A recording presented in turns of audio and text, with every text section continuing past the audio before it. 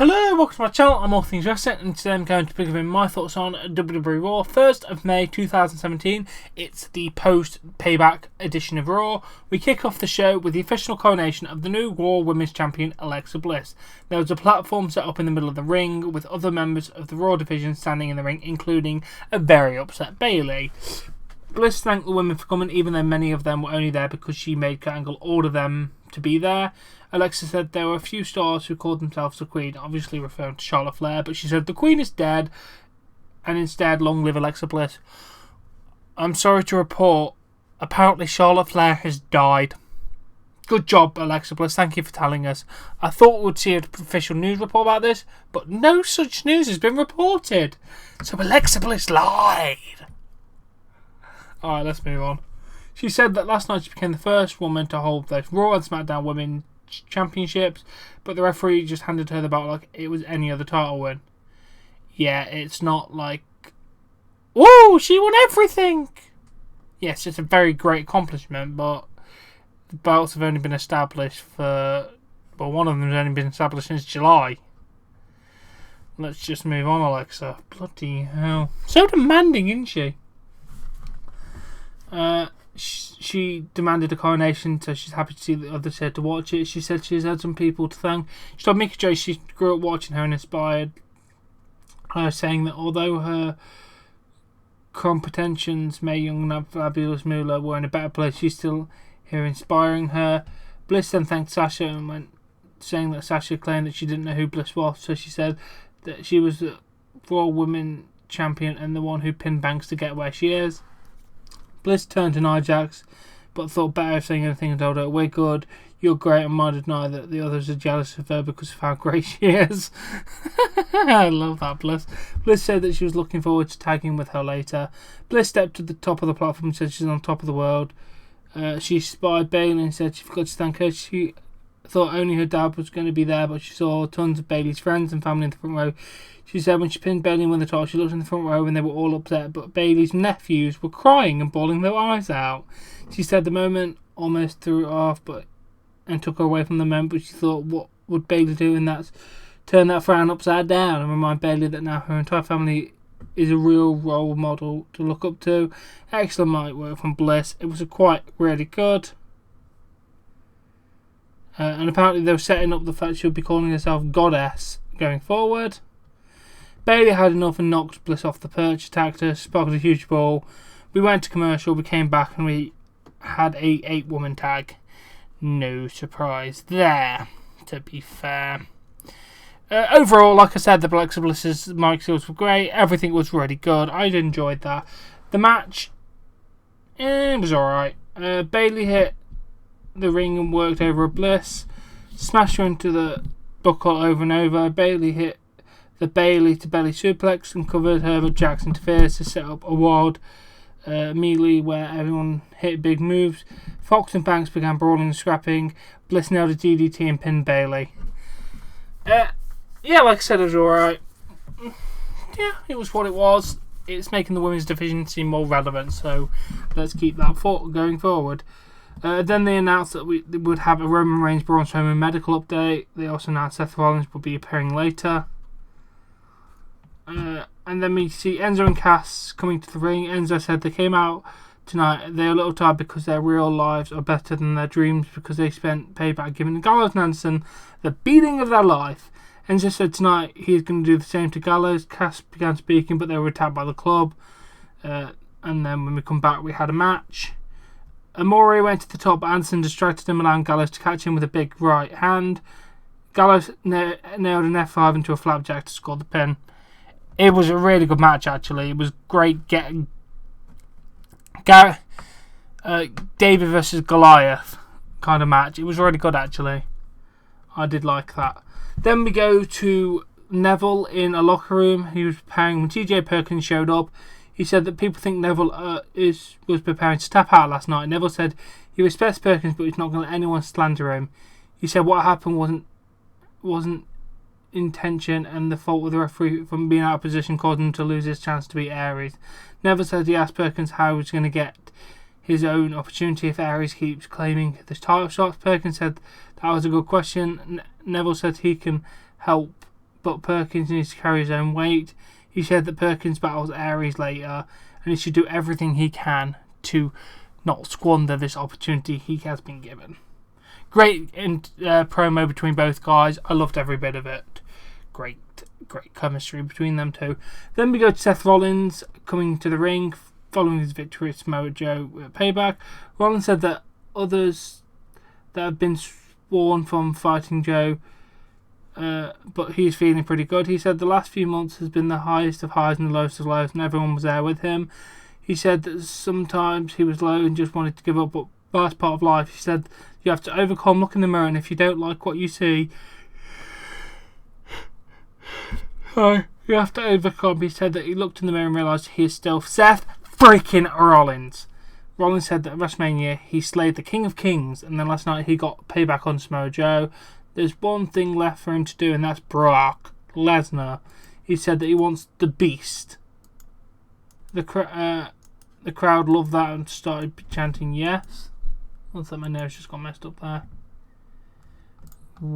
Sorry, I've lost my place now. Damn it. Professionalism on this channel completely. Rollins said he wanted the Universal Championship. He said that he's been to Suplex City and he's not afraid to go back. Finn Balor's music came out. He said that he's been on the same page and respects Seth Rollins. He called Seth the one-legged man who won at WrestleMania. He said, but Balor said he's the one-armed man that won the very first Universal Championship. He reminded Seth of that moment, saying his arm was hanging from his body and he still beat Seth at SummerSlam. He said he never actually lost the title, so the line starts with him. Then Dean Ambrose hit the ring and says, Brock, Brock, Brock, Brock. You all sound like a couple of chickens. Ambrose said Brock fights when he wants, and that's not that often. Felt like a little bit of a shoot there, that did. Ambrose said that Raw should be about fighting champions. He said he's the holder of the number one title on Monday Night Raw. He said that he's ready to fight and to gets into fights and he doesn't even know he's in. He wants to fight. Out came Miz and Maurice. Miz said that Balor and Rollins haven't earned anything while Ambrose is an embarrassment as champion. Miz says that the title is really his because he made the Intercontinental Championship special. Balor says he is also the latest member of the Finn Balor Just Kicked My Ass Club. Miz says he cheap shotted him and proved that he's a coward. Miz and Dean were so unimportant he didn't even defend. Miz said that Dean is so unimportant he didn't even defend the belt at Payback. He called Rollins a one-legged man. Rollins said that with that one leg he can run circles around the Miz in the ring. Miz says he's not a running contest, it's a fight and he beats people up. Miz went on and on until all three of them told him to shut up simultaneously. It was great. Dean says he will defend the IC title anywhere and he knows anyone wants to see the Miz get beat up. So he asked the fans if he wanted to see Balor or Rollins beat up the Miz. The crowd loved both ideas. Dean called Kurt Angle from the ring, spoke to Kurt Angle, then announced first of all that Kurt Angle was not happy that Dean Ambrose had his phone number, which was funny, and then that would have a triple threat main event to determine the number one contender for the IC title. The match was originally planned to determine the top contender for the Universal Championship, but obviously it was rewritten to make the IC title because Brock Lesnar's a lazy fucker. But yeah, I did enjoy that whole segment. It was very entertaining. Let's keep more of that up, please. Then we go to a 6-man tag cruiserweight match. Tony Nese, Brian Kendrick and Noam Dar versus Rich Swann, Akira Tozawa and Jack Gallagher. Gallagher brought umbrellas for both Swann and Tozawa. That was a funny little bit. Swann tagged in, nails a lot of hot moves. This led to everyone hitting the ring. Gallagher nailed a headbutt on Nese to send him out of the ring. Kendrick grabbed him in the captain's hook. Tozawa nailed him with a Shining Wizard. Swann and Tozawa nailed stereo dives to the outside. And in theory, it says in brackets, I don't know. And Gallagher nailed Kendrick, scoring the pin. A fairly good match. I enjoyed it. Then Cesaro and Sheamus got a promo. Sheamus said the last few months he felt like he was walking around in fog, but now he's free. He said that he didn't like any of the fans.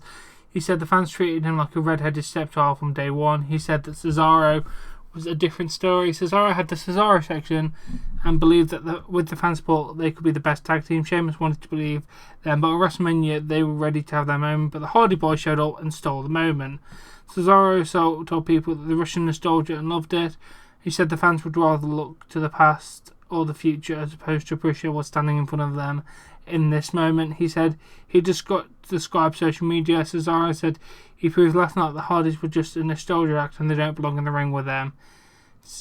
Sheamus said that that's the truth of it.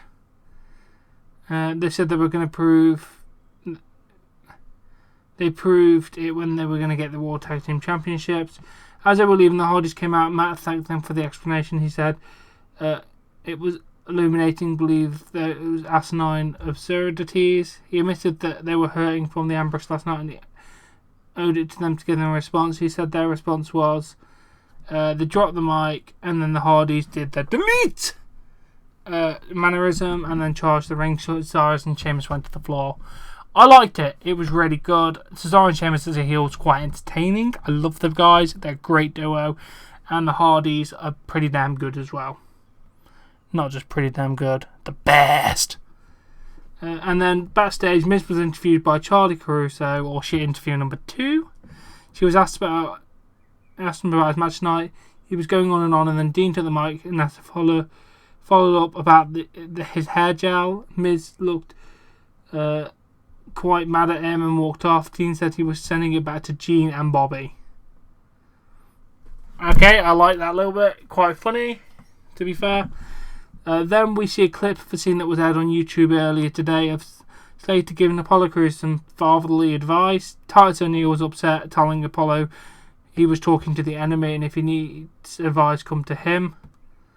And then we have a match, Apollo Crews versus Heath Slater. Crews nailed a nice leaping clothesline. Slater ducked the clothesline, but it was nailed with an enziguri. Titus began screaming at Crews to finish him. Crews nails a sit-down powerbomb for the pin. I like this angle. I really, really do. The Titus brand seems very interesting, and hopefully it'll get Crews over more, because he's a good wrestler, but his character's dog shit. No offense to him, but it really is a terrible character. So let's hope they can do something with him, which will be good. Then Raw GM Kurt Angle came out, usual "you suck" chants. He said last night's match with Roman Reigns Braun Strowman was one of the roughest he's ever seen. Yeah, I believe that one. I've seen a lot worse. Strowman suffered a tall rotary cuff. Roman injured his ribs and has internal injuries again. He said each of them made it clear that they are not done with each other. Kurt says he has to take the safety of the athletes, WWE and the WWE Universe into consideration and decided to deal with this feud. He said they would have answers at a later date. And then Bray Wyatt appeared. Bray came to the ring. He said he understands Kurt's apprehension, but he means him no harm. He said he isn't here for destruction, not yet. He said he just came here because last night he closed a chapter on Randy Orton, who will be trapped forever in the House of Horrors. In his House of Horrors. He said that Orton's ashes. He said that with Randy Orton's ashes, he has begun to write a new chapter here on Raw. He said that he is reborn and rising from the hell of his own creation, like an angel with burnt wings. He said he can fix all of you. He said that there isn't evil around here, but around all of them, but he can fix it. He told Kurt Angle he needs Bray. He asked Kurt to allow him to do his work. Angle looked befuddled and told Bray to remember that this is his show. Bray said it may be his show, but this is Bray's world. Great promo. I love that. I really want to see a Kurt Angle Bray Wyatt feud. That would be great. Then Ambrose kept interviewing people backstage. This time he sneaks up on Seth Rollins. Ambrose claimed that WWE Network are thinking about giving him his own show and thought of some potential names like The Today Show and The Daily Show. Rollins mentioned that those were already taken. He had already appeared on one of them. Ambrose asked Rollins if his win tonight, does he have what it takes to beat Ambrose. Rollins says he said Seth Rollins has already beaten Dean Ambrose. That led Ambrose to remind him that was 2 years ago. Rollins said he has learnt some new tricks since then. Ambrose said Rollins can't fool him twice, and then threw it back to Gorilla. Cole said, "Thank you, Sean Mooney." I love that bit. It was great, to be fair. They were talking in third person. It was just funny comedy, actually. Surprisingly, they can actually do that. And then we go to Austin Aries versus TJ Perkins. Perkins missed with a big kick and nailed a Sinbreaker. Aries went for a discus 5-arm, was drilled with a knee. Aries was able to counter move until the last chance to ring get the submission. After the match, Perkins attacked Aries and locked in the knee bar. Great match. I like the post-match attack. Definitely gives TJ Perkins that new edge. It's all good. Then Balor was interviewed by Ambrose, who was asked if he was nervous. Balor said he eats nervousness and then produces results. Ambrose told Balor to eat a carb. He handed him a donut and said he has a vein. Balor took apart the donut, gave it back to Ambrose and walked off. As Ambrose stood with the donut, the Drifter walked through playing his guitar again. Ambrose asked if he knew any Pearl Jam. That was quite funny, to be fair. I enjoyed that. Then Goldust and R-Truth talked to Kurt Angle backstage. Goldust said he has the idea for a movie that will be better than Baywatch or the Guardians of the Galaxy 2. It would be shattered during his production called The Golden Quest. R-Truth said he could see it. Truth then asked Angle for a championship match against the Hardy Boys. Angle said their win-loss record isn't good enough. Goldust said he understands, but since Angle's turn and the Hardys' return, it has lit a fire under them. They just want a chance to prove that they can be great again. Okay. Angle said he said there's a tag team tournament match next week and the winners will become the new number 1 contenders for the Raw tag team titles. They thanked him for the opportunity. That was nice. I enjoyed it. R-Truth didn't talk so much, so it was pretty damn good. Then we go to our main event of the evening. Finn Balor, Seth Rollins, Miz to be the new number 1 contender to the Intercontinental Championship. One of the nice spots. Oh shit, I haven't. Oh, there we go. Sorry, I thought I'd missed out the ending, but no, I haven't. Rollins was going to dropkick Miz off the apron. He was set up for a dive, but Maurice stepped in the way. And then Balor tried to attack Miz, but Maurice got in the way, so she was distracted by that. Rollins just dived over to the outside and knocked the Miz out. That was really funny. Finish. Rollins nailed an awesome dive on Balor, then followed up with another on Miz. Samoa Joe arrived out of nowhere, hit an Uranagi on Rollins on the floor. Miz was shocked at that and then watched Joe leave, only to turn into a sling blade and be drop kicked into the corner. Finn Balor went up to the top rope, but Brave music played. He appeared, shoving Balor off the top rope, hit Sister Abigail on Balor and disappeared again. Miz crawled on Balor to score the pin. Really, really good that was. It set up 3 different feuds.